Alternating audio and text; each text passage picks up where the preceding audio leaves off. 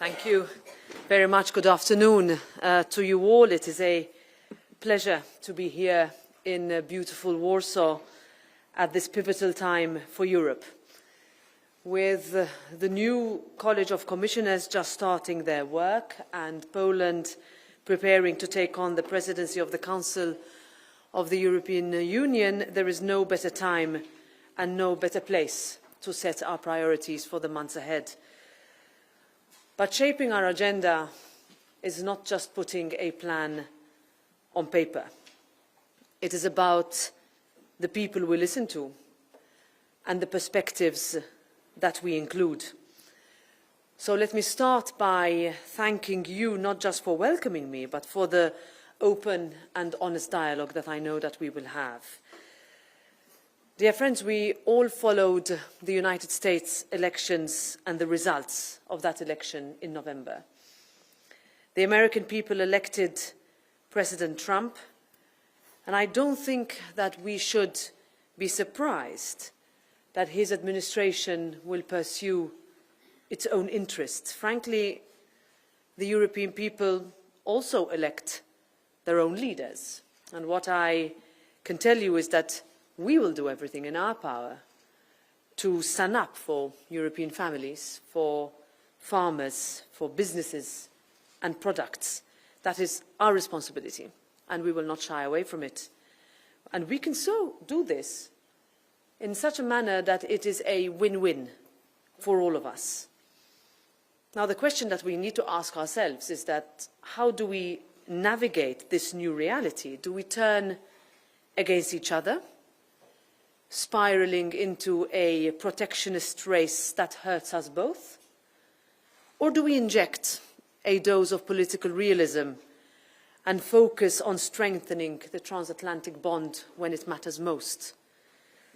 My view is simple.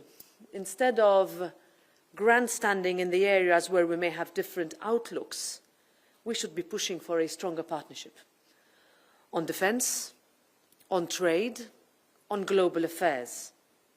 But that means that we need to start acting rather than reacting. Trade wars with higher tariffs and counter tariffs benefit nobody. But that also means that we must be prepared and ready for any eventuality. And in that way, my hope is that the United States will see that America first cannot happen if it becomes America only.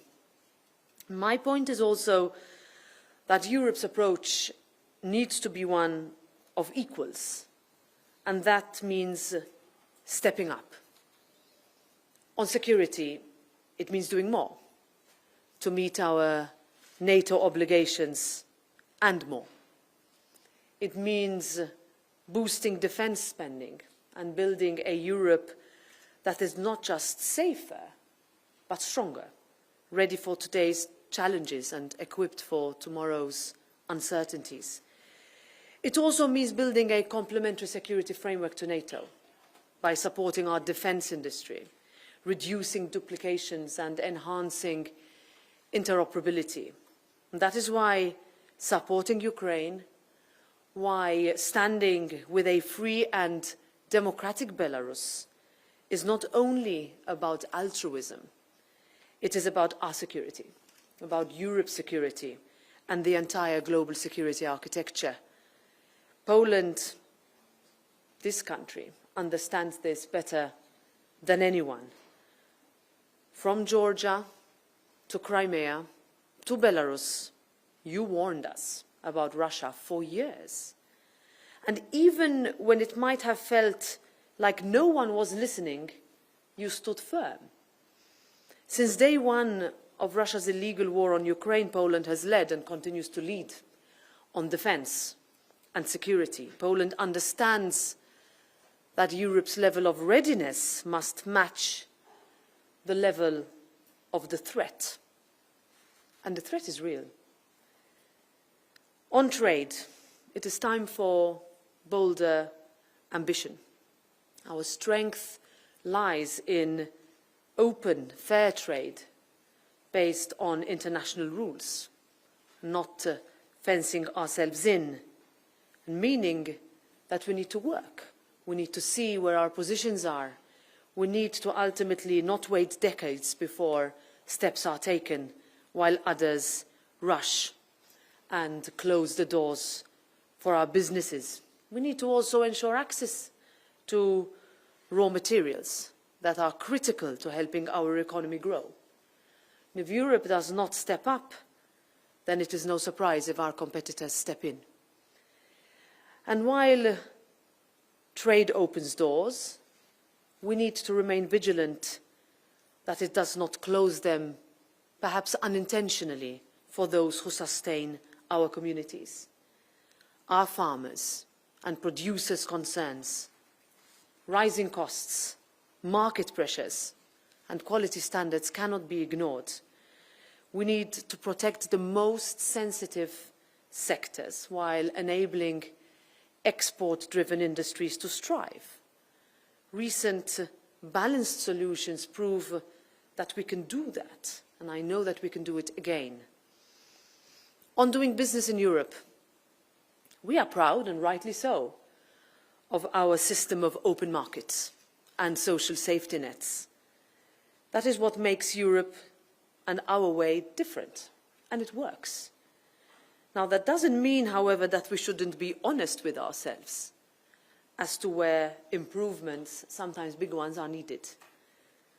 I want the legacy of the 10th European Parliament legislature, which we've just started, to be one of simplification, of implementation, and ultimately realism.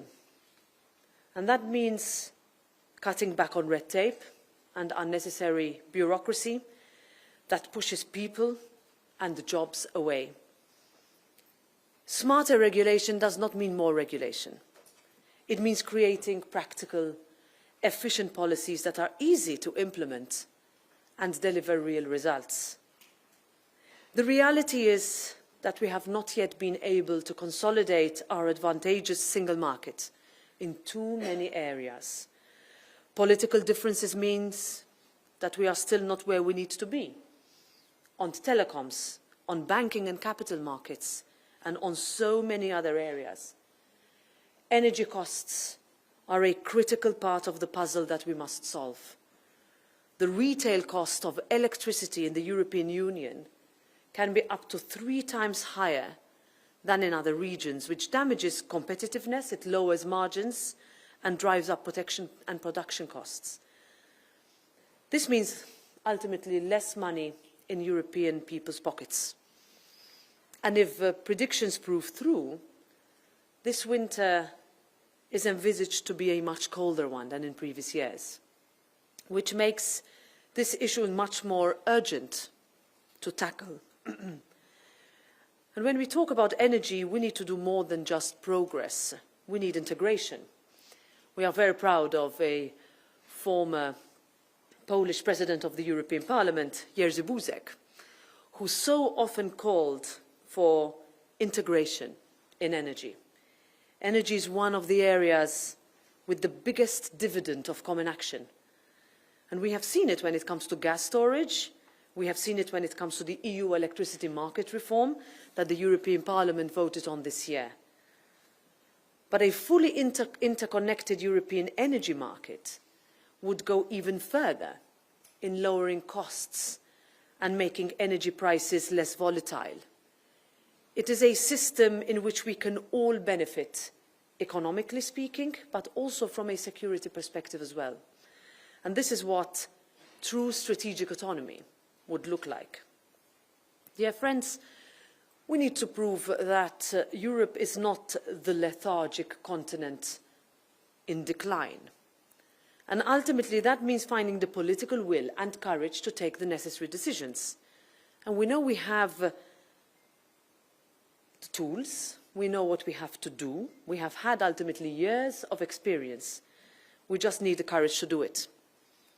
And of course, it's not only courage. We also need the political reality to do it, and that means stable governments in member states. It is why when we talk about our values, about democracy, freedom, and the rule of law, we are not talking about some lofty ideas tucked away in some old and dusty bookshelf. We are talking about those values that give a country stability, that give a country predictability, and that make that country reliable on the global stage. I will say to you what I told Prime Minister Tusk earlier today. Everyone can see the impressive changes that Poland has made over the past year. Where some thought there would be small steps, there have been giant leaps. You have unlocked crucial European funds to support Polish businesses and people. You have steered our support towards Ukraine. You have spearheaded our discussions on security, on defence, on the issues that matter most. And you have doing so, you have led your country to the very heart of Europe, where Poland belongs. So on the 1st of January, when Poland will take on the rotating presidency of the Council of the European Union, we look at what happens here as a driving force for what will happen in Europe. We look at how crucial Poland is for European leadership. Because when we talk of a strong Poland, it is not just an easy soundbite. A strong Poland means that a strong Europe is real. Thank you.